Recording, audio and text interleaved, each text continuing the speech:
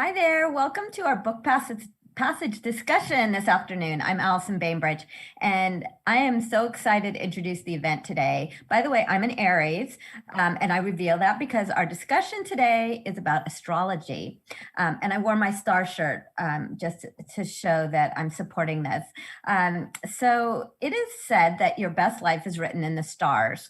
And I was doing a little work online, and I saw that astrology is considered a pseudoscience that claims to divine information about human affairs and terrestrial events by studying the movements and relative positions of celestial objects. But astrology has been dated to at least the second millennium BCE. All cultures, I think, have attached importance to astronomical events, and some, such as the Hindus, Chinese, and the Maya, have developed elaborate systems for predicting terrestrial events based on observations. If our societies have been placing such an importance on the reading of the stars, then how can it be wrong, is what I ask. We think we know what astrology is, but what does it actually do? Why is it so effective, and how can it be used as a tool for manifestation? These are the questions that Aliza Kelly answers in her book, This Is Your Destiny. Elevating astrology from horoscopes to self-actualization, Aliza goes beyond the zodiac, illuminating the universe within. As a rising star in modern spirituality, she shares the wisdom of her extensive private practice, synthesizing thousands of one-on-one client sessions, intimate stories from her personal journey, and esoteric, mystical knowledge to inspire readers through hands-on exercises, radical techniques, and groundbreaking insight.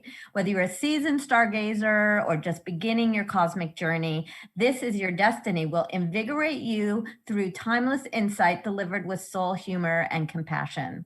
She's referred to as the rising star. Aliza's been featured in the New York Times, the New Yorker, Vogue, and On the Cut, among other publications.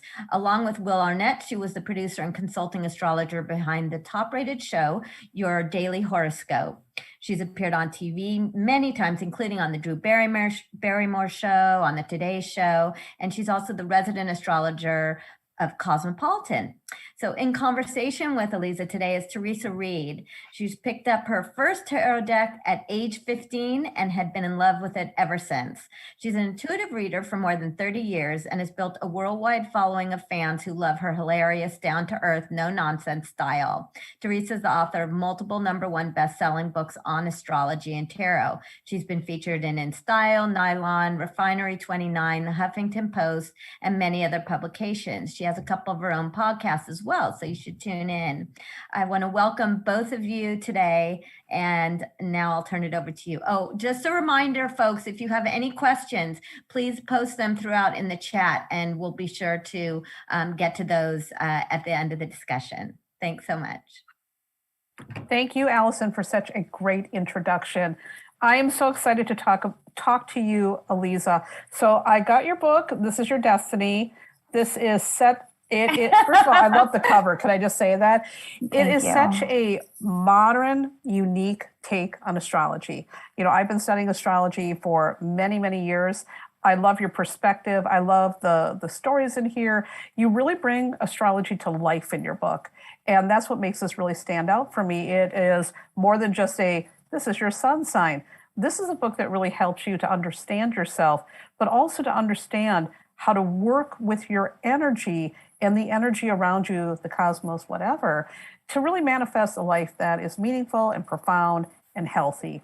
And so one of the first things I have to ask you, and I do like this question in general for people who are involved in the mystical arts. I mean, the book is called This Is Your Destiny. How do you feel about free will versus predetermined events? Ooh, I mean, you're coming in straight away with that question.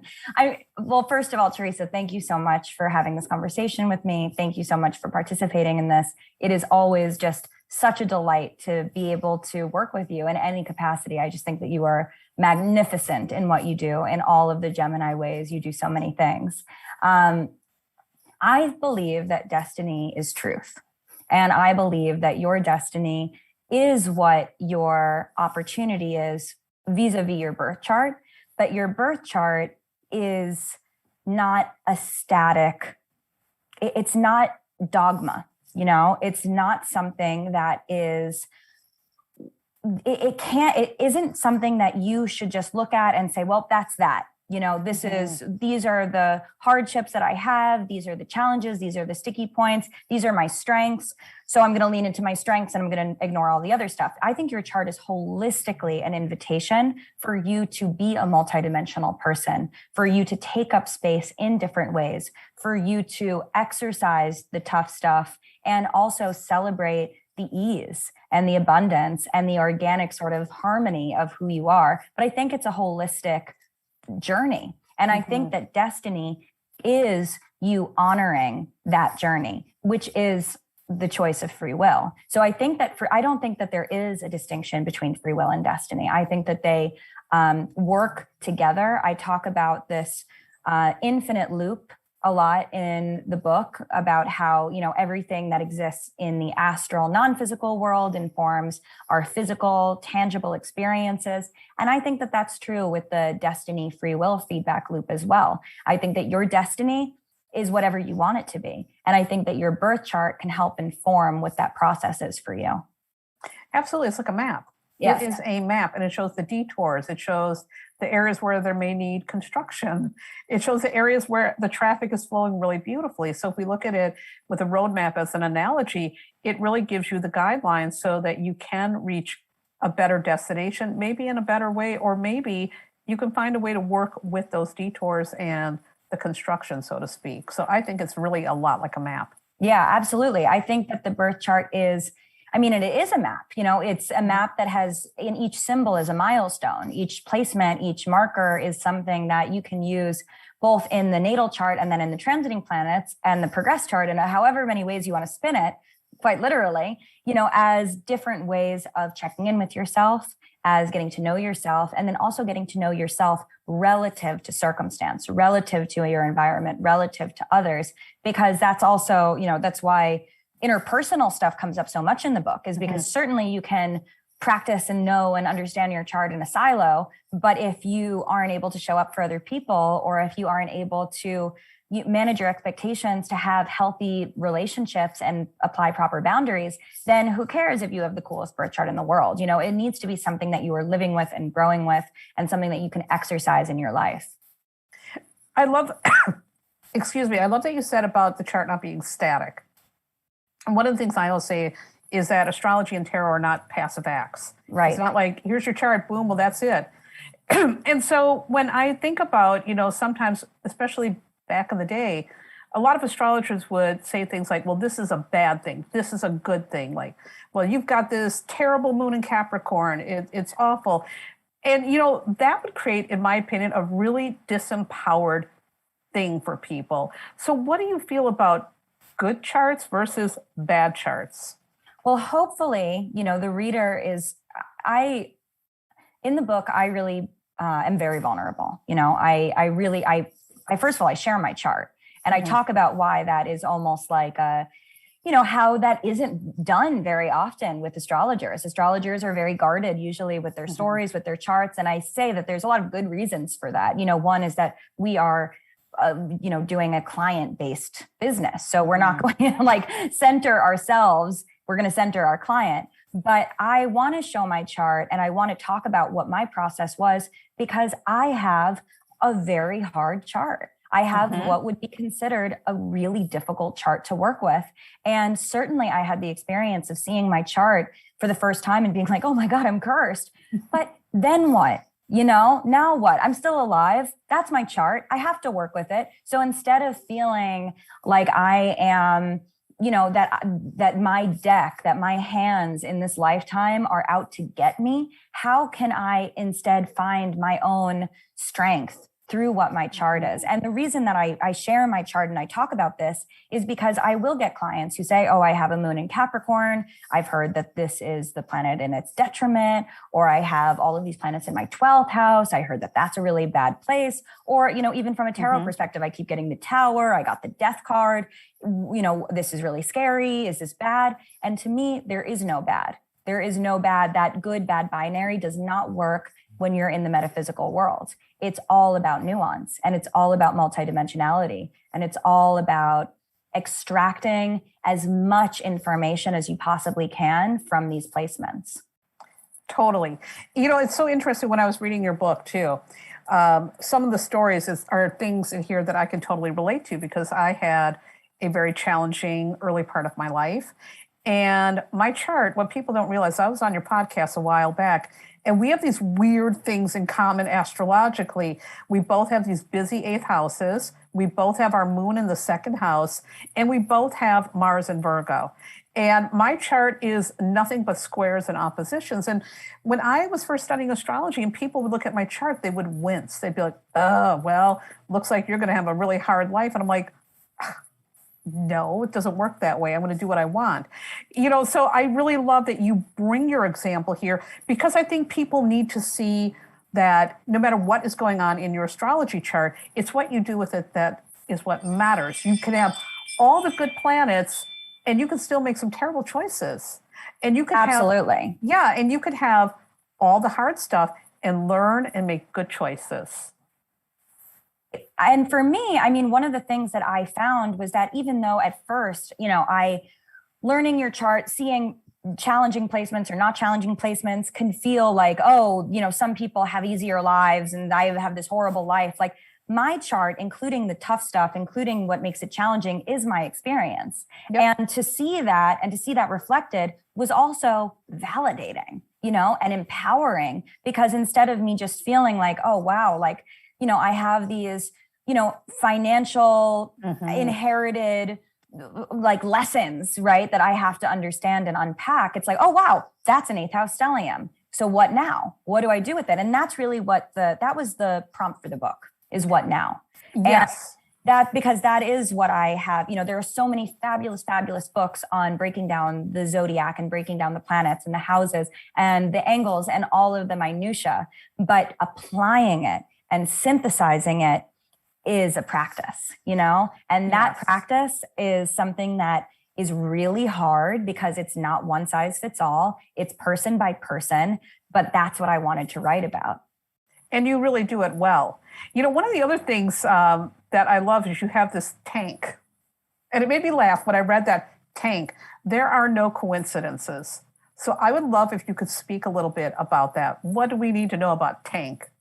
Tank is tank.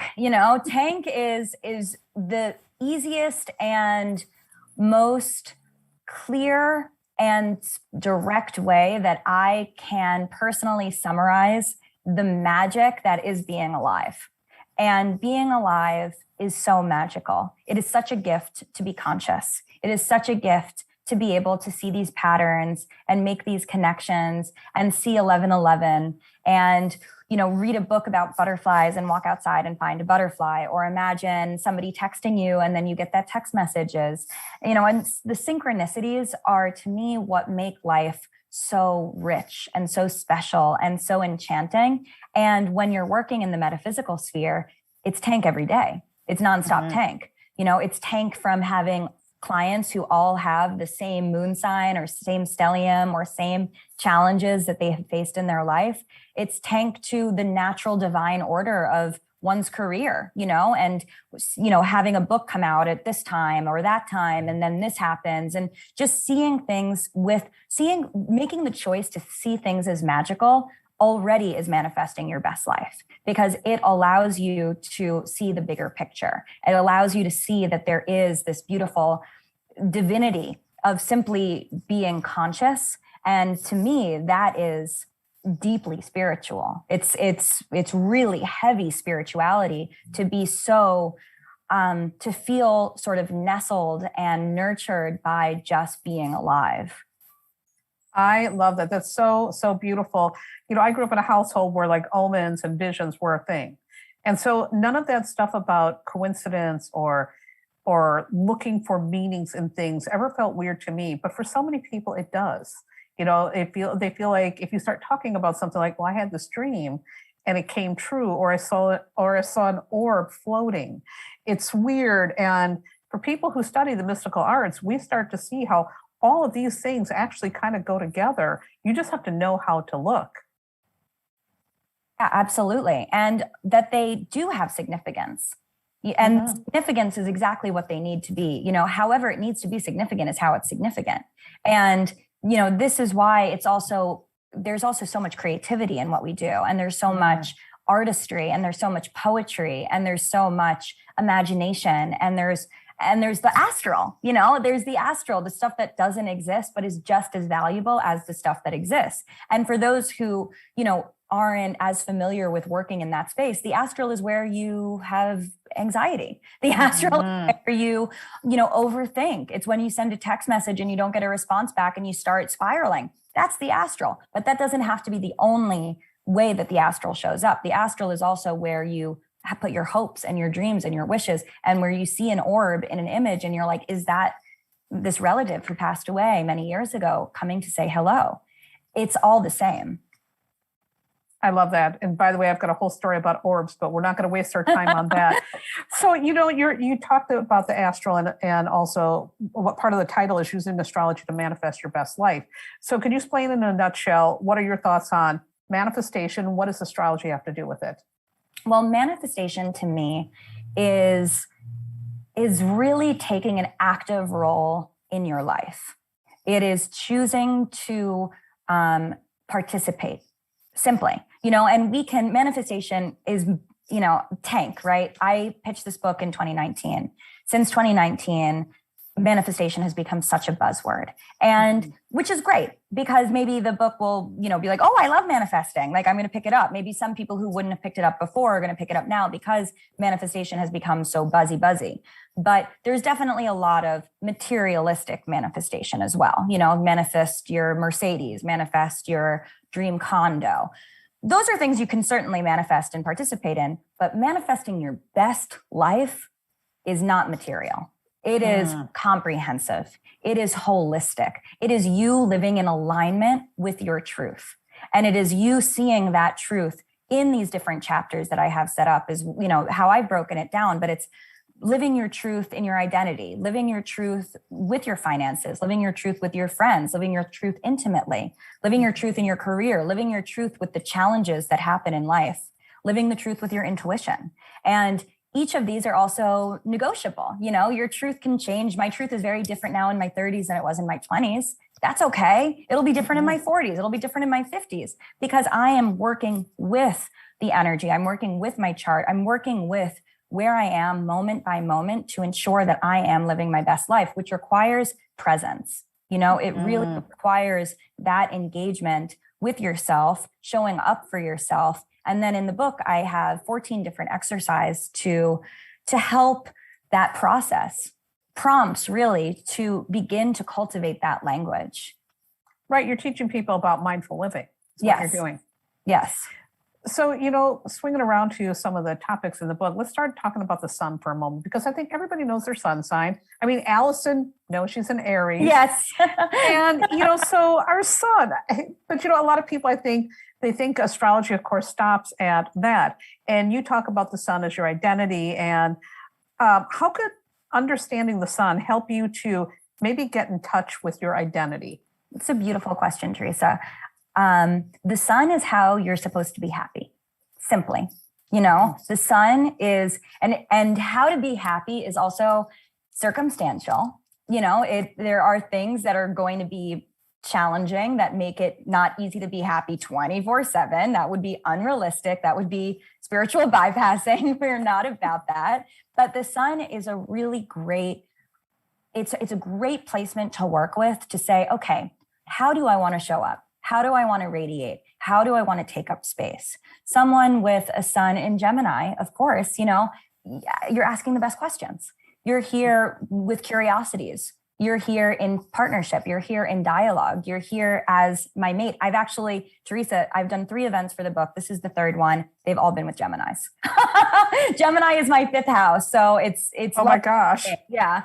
But I, you know, Gemini is, if you have a sun in Gemini, it's like, how do I stay learning? How do I stay engaged? And that's going to keep you happy. Someone with the sun in Virgo, how do I heal? How do I help? How do I continue to make things better in a tangible, practical way? So your sun is really going to show you, okay, how am I executing the mission? And how is that going to bring me joy in this life? But obviously it gets more complicated when you add the rest of the planets and the actors to the equation. Right. Suddenly it isn't just about what makes me happy. It's about, okay, well, what are these things I have to work on in order to find what really truly makes me happy? Exactly. And that's why the sun, the sun sets. The sun sets every day. It sets daily. And sometimes it even gets eclipsed. And the sun is reliable and it's consistent, but it's only, we have it for as many hours as we have it. Then, we pass to the moon. And when we pass to the moon, we also are passing to the rest of the team, because it's only in the nighttime when the moon's out that we can really work with the rest of the planets. I love that. And so, of course, I want to expand on that a bit. I mean, I'm a very moon-oriented person. I lived my entire life by the moon, which sounds weird, but I grew up with farm people. And farm people, they had those almanacs back in the day. I mean, and they still have the farmer's almanac. And that would always show, here's when to plant, here's when to do this, here's when to fish. So, it's part of my lineage is to be really in touch with the moon, just for those simple, practical ways of living. And I find the moon, just how it shows up in me, how it shows up in my life, really has a huge impact. So I would love you to speak about the moon and your thoughts about what the moon reveals and what we need to know to work with the moon. Well, I introduced the moon in Le Book, in a way that I haven't, I'm not sure how many other astrologers utilize this, but the moon appears in our chapter on finances. Right. The moon shows up in the money chapter because the moon is what we need. The moon is the mom. The moon is the nurture. The moon is safety. The moon is constantly changing, just like our needs, just like how we'll be hungry and then we'll be full, right? That's the moon. We don't always need to be eating, but when we're really hungry, we need to eat. But when we're really full, we shouldn't, So I see the moon and those needs in the money chapter, because I think that understanding our needs as lunar, our needs as emotional, is the only safe way to really be able to develop healthy relationships with our value systems. So I kind of turn my back on Venus in that chapter. I say Venus for a few chapters later, where we talk about it through what we want, right? What our values are. But the moon and money is emotional. So the moon to me, and understanding, and also as a fellow water moon, I'm a very lunar person. This book was written by my Pisces moon, This is fully my Pisces moon coming out, and allowing that undulation, allowing that emotional, allowing the emotions to be different than the way we interface, to me is paramount. And I love that you connect it with money and needs. And, because I think a lot of times when we look at astrology, people think, well, Jupiter's got to be all about money. And Jupiter, of course, is about expansion and its luck, but the moon as our security, our needs, what we need to feel safe and secure, makes so much sense. So I really love that. So if somebody was thinking, okay, well, I want to work with my moon, and let's use our moon in Capricorn example, because it always gets a bum rap. And they've got a moon in Capricorn, and they want to know, well, what do I need to know about my money? What do I need to know about this? What would you advise somebody with a moon in Capricorn? So the cool thing about the book also is that at the back of it, and I'll show it. Yes. So I did something pretty cool, which was that I made my Virgo Mars made a table. And in this table, you'll be able to go from your planet, and then you go down. So this is on our x-axis, and then our y-axis is all the different zodiac signs. So this is how you apply it personally, right? So if we're talking about the Capricorn moon, especially as it relates to money or just in general, what does a Capricorn moon mean? You can go find your moon, find Capricorn, disciplined, sturdy, composed, right? So those are the words that I have attributed to that placement. And then what does that mean if we're talking about money, for how you bring money into your life? What does that mean for maintaining your wealth, for having a healthy relationship with it? But then also, what does it mean for just your emotional needs? What does it mean to have composed, sturdy, dependable, reliable emotions? And how do people support you in that? I love that. And I love, of course, I got a Scorpio moon, which is also considered a bad moon, but I love the words that you picked, which for the moon are ambitious, brave, and honest. And that to me made so much sense because, especially the honesty part, I always need 1,000%, not 100%, 1,000% honesty. And I always say, you can tell me whatever. It can be the brutal truth. I'd rather have the ugly truth instead of a beautiful lie. So when I looked at that little chart in the back, I'm like, yeah, that is totally 1,000% true. So I love that. Yeah, I love Scorpio moons, and I love, and that's exactly it. This is one of those that's a fallen placement for the moon, but it's also, that's a strength, to have a moon that is not just about, wanting to be comfortable, but actually allowing things to be hard and having conversations that are hard in order to feel emotionally fulfilled. What a gift to be able to have Scorpio moon people as our fellow astronauts here in this lifetime. Right on. And speaking of conversations, what does Mercury have to say in our chart? Now, we got this Mercury retrograde going on. So folks, for you who are watching this right now live, we're doing this during a Mercury retrograde. We are tempting fate, doing technology stuff during a Mercury retrograde. But what can we learn from our Mercuries? So Mercury, I attribute in the chapter on communication, on connections, cultivate your connections. And my relationship with Mercury is, how do you express yourself? How do you express your truth?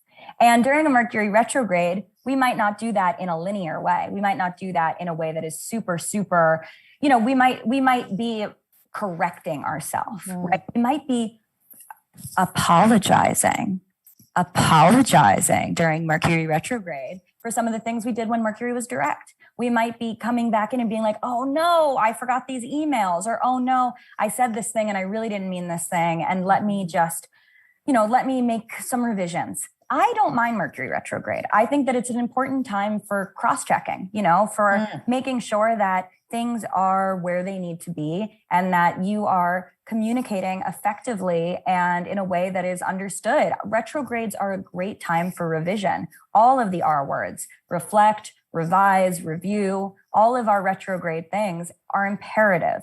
So, and having a book come out during Mercury retrograde makes sense because the whole book writing process is so retrograde-y. You write, you edit, you erase, you write more, you integrate, you delete, you edit, you write, you do this, you move things around. Writing, communicating is not always linear. It does go back and forth.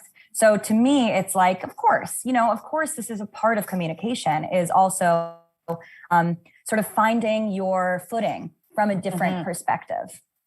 Well, I also think that this particular book coming out during a Mercury retrograde makes absolute sense to me because your book, again, it's really about reviewing and reflecting and doing all that inner work. So it totally kind of is like the perfect time for this book to be coming out. And I think people now, especially during this pandemic, we've become so reflective and we've become more clear about communication because we're communicating differently, like via Zoom. I mean, things are different. And so it does make sense that it came out during this time. So something else you said caught my attention. You said about Venus and desire. And, I've always thought Mars was just desire. So I would love for you to speak more about Venus and Mars and what do we need to know about them and what can we learn about ourselves with our Venus and our Mars? So Venus and Mars, the two of them, our friends, show up in the intimacy chapter in the book. And in the intimacy chapter of the book, we're talking about Venus as what we value and Mars as sort of what we crave. So that's really the carnality, that's the sexuality, that is like what turns you on. Venus is wined and dined. Venus I describe as the Marie Antoinette of the zodiac. Venus wants to be fanned with palms. It wants to have little tiny pastries. It wants to, just be like powdered and polished and taken care of. So Venus is a great indication of how you want to go on a first date. Wonderful. Venus is really that's going to show you what is your sort of like, oh, they're making me feel fancy, whatever that means to you. Mars is going to show you what, how you consummate that first date, but they're not to be trusted. You can't trust Venus and Mars in totality. You can't. You got to, then we bounce back to the moon and say, but do you feel safe? you know, because what is going to tantalize you and what is going to turn you on isn't necessarily what is going to keep you grounded, keep you stable, keep you safe, keep you protected, make you feel nurtured. So this is why looking at the chart is such a holistic process. Yeah. And this is why, you know, it's a book of stories. It has to be, because how else do you talk about the totality of a chart, the totality of a life, of the totality of all of the planets working together to make someone who they are? You can't do it piecemeal because all of them are relative to each other. And by the way, the stories in the book I love.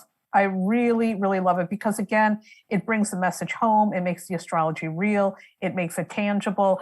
It brings those light bulb moments. Otherwise, I think a lot of times when you just look at a chart, especially for new people who are completely, you know, astrology virgins, if you don't have those stories, those backstories, it really feels abstract. And I think the stories make it real. So I appreciated those a great deal, especially your personal stories. I love them so much. Thank you. Yeah, I learned through stories. I love stories. I love hearing stories. I love the opportunity to tell good stories. I hope I get to tell good stories. I strive to tell good stories. But I really, you know, for me, what makes astrology real is when I'm in session, you know? Yes. When I'm in session with someone and I'm looking at their chart, and instead of me assuming, you know, and one of the quotes that I have in here is, don't speculate, communicate, which I think is an important, let me see if I think it's before the chapter on connections that, you know, yeah, here it is. The don't speculate, communicate. For me, that is, you know, it feels almost counterintuitive for an astrologer because astrologers are, you know, the sort of false opinion is that we're going to go and like tell someone exactly who they are. But I would rather look at a chart, someone tell me what's going on in their life so I could see how that chart shows up and I could see how that illuminates and how that takes up space. Yes. And there's a lesson I taught my astrology students many, many years ago.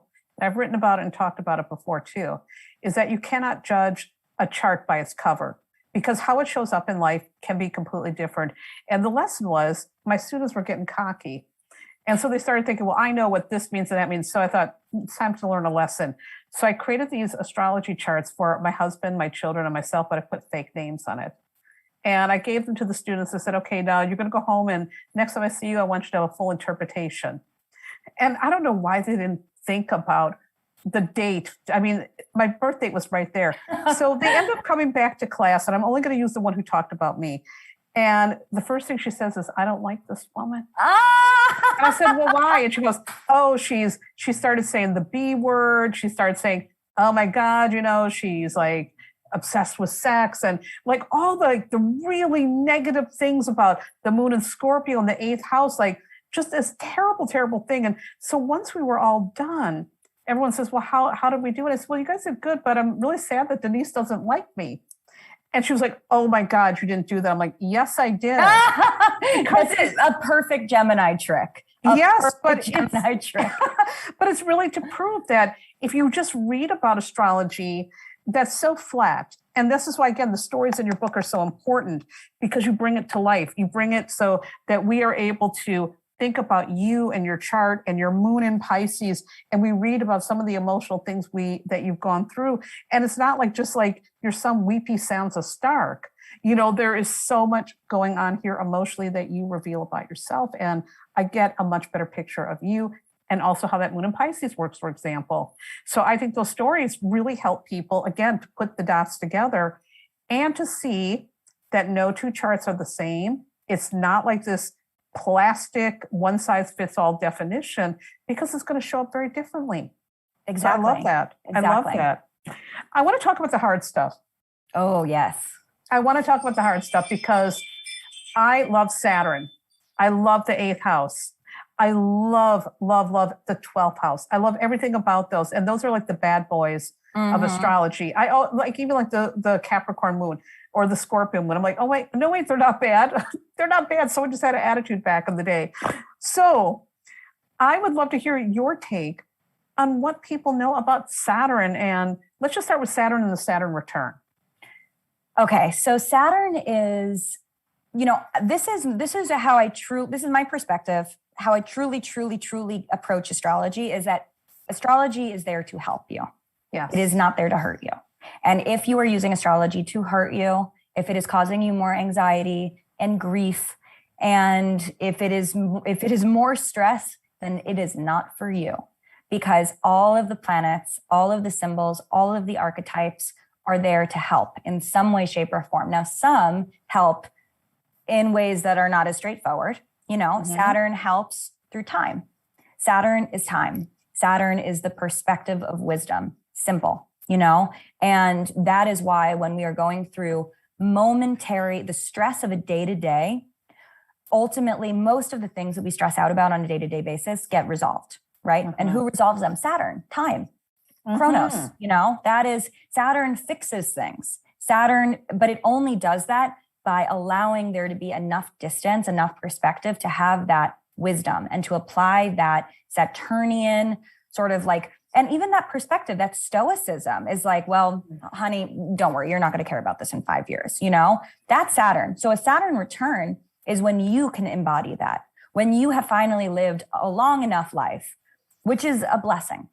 To make it to Saturn return, what a gift. To make it to second Saturn return, what a gift. Third Saturn return, what a gift. To be able to work with Saturn is, what could be more kind and gracious of the universe than that, to be able to be old enough to look back and to be able to really see what mattered and what didn't from that vantage. So Saturn, and working with Saturn is working with time. And it's making me emotional because it's just, Saturn does get such a bad rap, but it really is just there to offer the perspective that the day-to-day stuff, not all of it matters. It's the big stuff that matters. And you just simply being alive is a big stuff, So Saturn return, and I wouldn't have been able to say any of that pre-Saturn return. That's also the trick of Saturn return, is that before Saturn return, I was like, I understood Saturn. I was an astrologer, so I got it. I understood Saturn. I understand what the premise of the Saturn return was, but it's only past it that you could be like, oh, it was perspective. It was perspective that I needed. And that was what I was lacking because I wasn't old enough to apply it. I love your perspective on Saturn. I mean, this is so beautiful. And also it's helpful. You're not looking at Saturn like it's this terrible thing. You're looking at it as a helper, an ally. And I love connecting it with time. Now, also the 8th house and 12th house. Well, first of all, by the way, for people who are watching, if you have a question, please don't hesitate also to share your questions and we will try to get to them. So I just want to remind you all that you can put your questions up here. We are paying attention to that. But anyhow, 8th house and 12th house. You and I both have busy 8th houses. And the 8th house and 12th house, sometimes when you read some of those old astrology books, oh my God, they're so scary. What do we need to know about those houses and how can we work with the energy of those houses? Yeah, so we go into them in the book. We get into the 8th and the 12th because I have an 8th house stellium and I have a 12th house stellium. So I had to learn how to love these houses because that's what I'm working with in this lifetime. The 8th house is magic. The 8th house is magic. The 8th house, and you think about it in the flow and in the order of the way that we move through.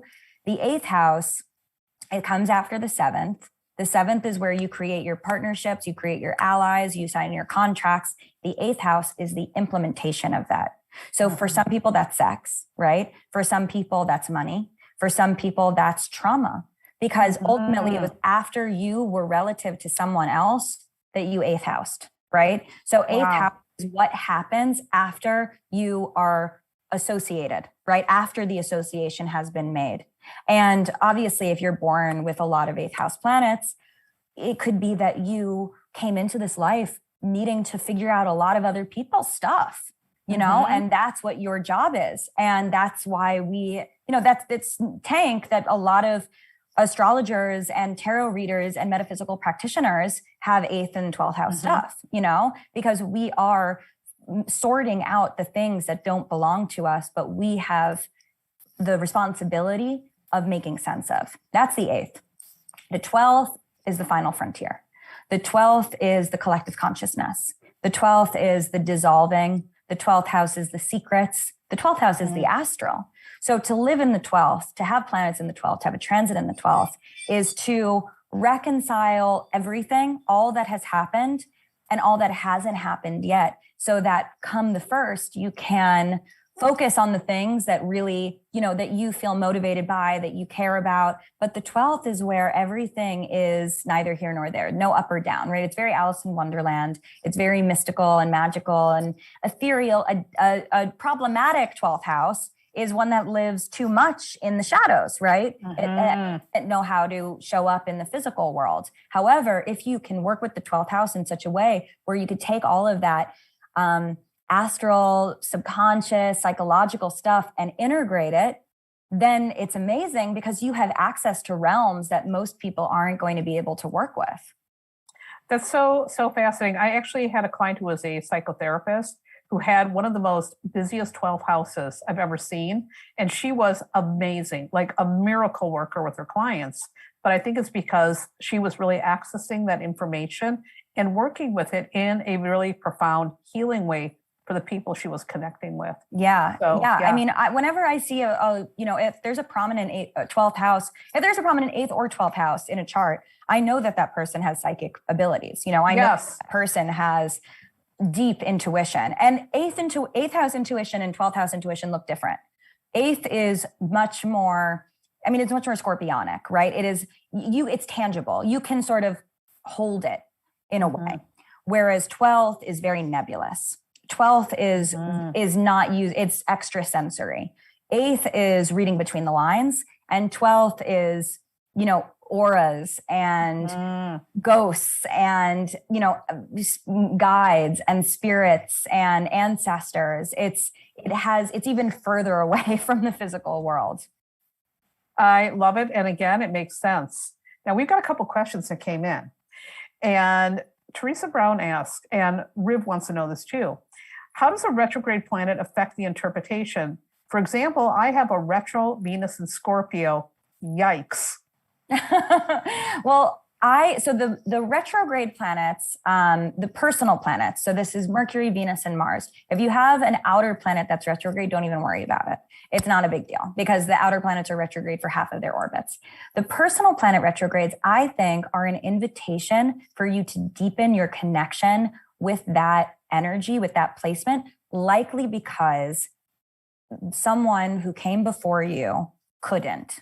So Venus in Scorpio retrograde is defining values, fighting for your values, Scorpio style, is critical for a Venus retrograde because probably either that person's parents, maybe that mother, because Venus is associated with the maternal line, couldn't advocate for theirs. So it becomes that the person who has that responsibility to have that agency and to assume that and to learn that lesson, because they're not just doing it for themselves, they're doing it for many generations of those who couldn't.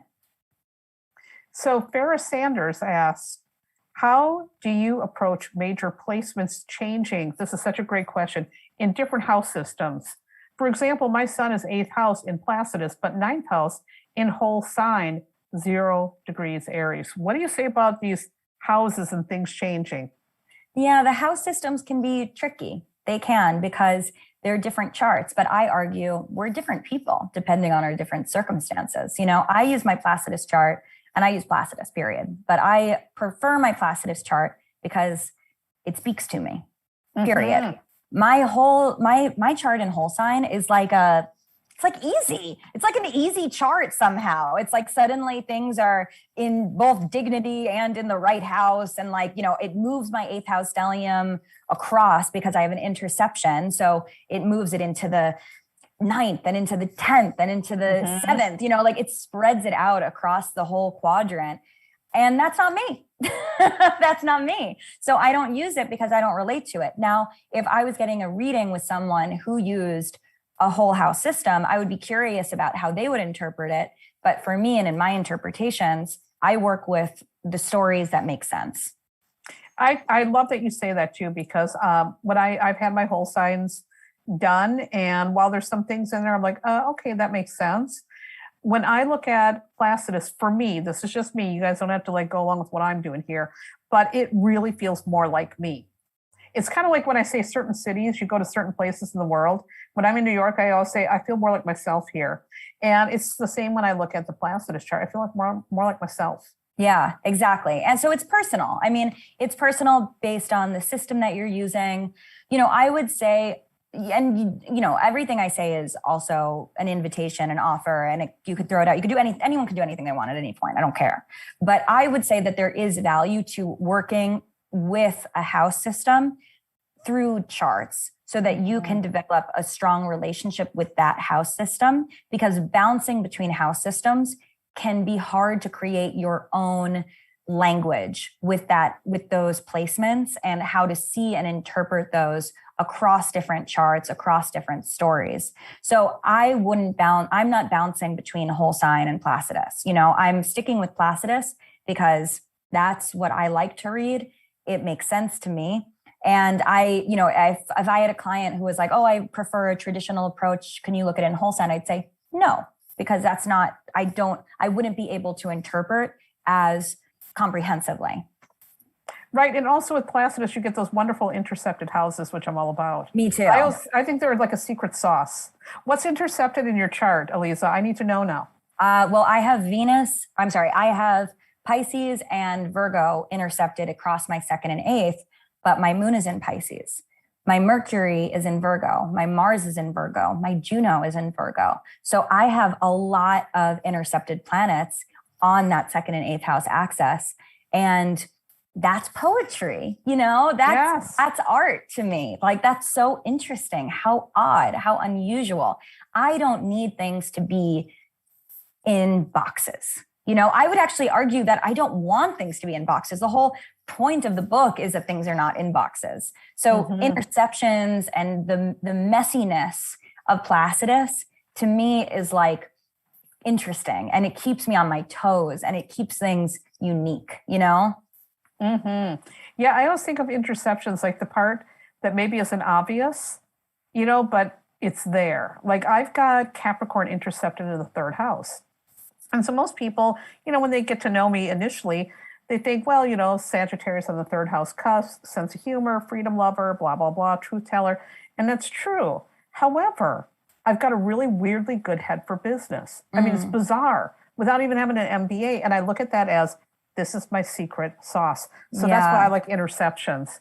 Yeah. And then I would also say, one of the things that I love about Placidus in particular, this is not just like a Placidus conversation, but is that it makes certain houses really big and other ones really small. Yes. And that is also really important to me, because not, a planet transiting through a house that has an interception is going to be there for a long time. And I don't think that it's a month and a house, like for me with my big 2nd and my big 8th houses, I've had the sun transiting through my 8th house since August. It's been a long time, because that's how huge it is. It just is coming into the 9th now. And that speaks to my experience. Whereas with other areas of the chart, it zips through and it's a very short run. And I find that to be, in my practice, I find that to be quite literal. It's really good for timing.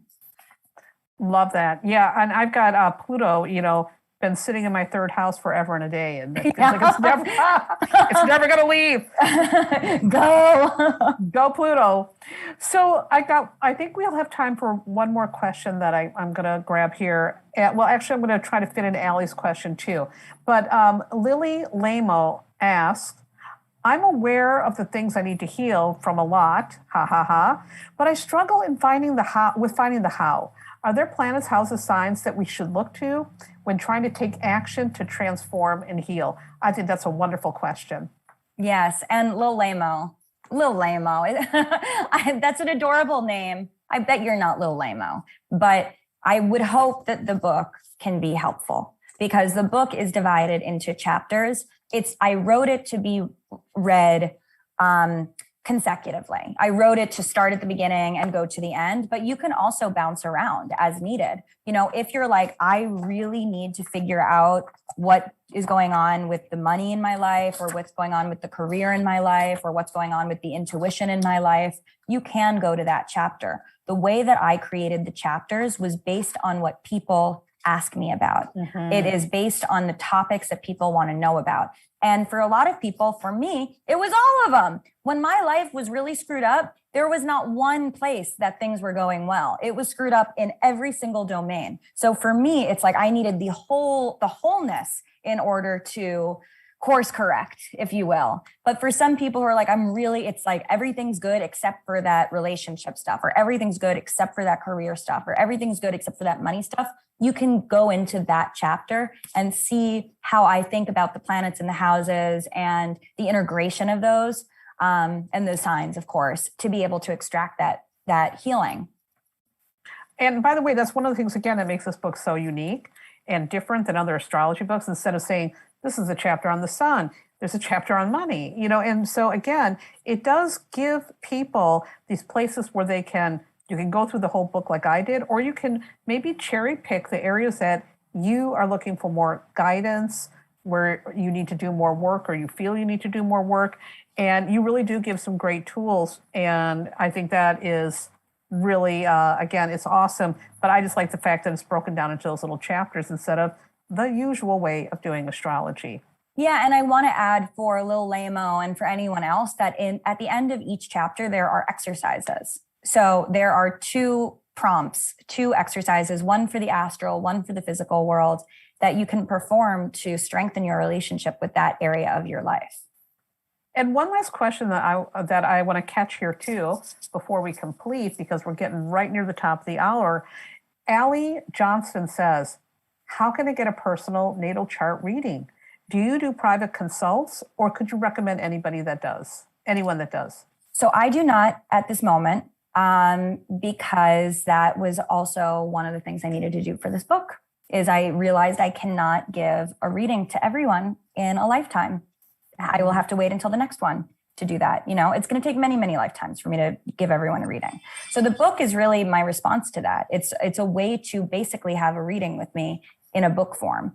But in terms of people who are wonderful as consulting astrologers, the community that I started in 2019 called the Constellation Club, we have incredible astrologers there, incredible tarot readers, incredible metaphysical practitioners, psychics, everyone.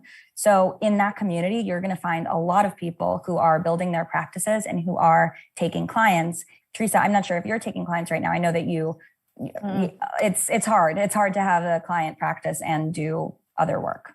Yes, I'm very focused on writing and teaching. So there's a lot, I think that you're steering people in the right direction. So hopefully, Allie, you're going to check that out and find a reader that can really help you understand your natal chart. All right. Thank you guys so much. This is wonderful. I'm sure there's so many more questions we could have, but we really appreciate you getting to the ones that you did. And thank you all for joining us today on our Book Passage event. Just a reminder, you want to hold up your book, please purchase the book.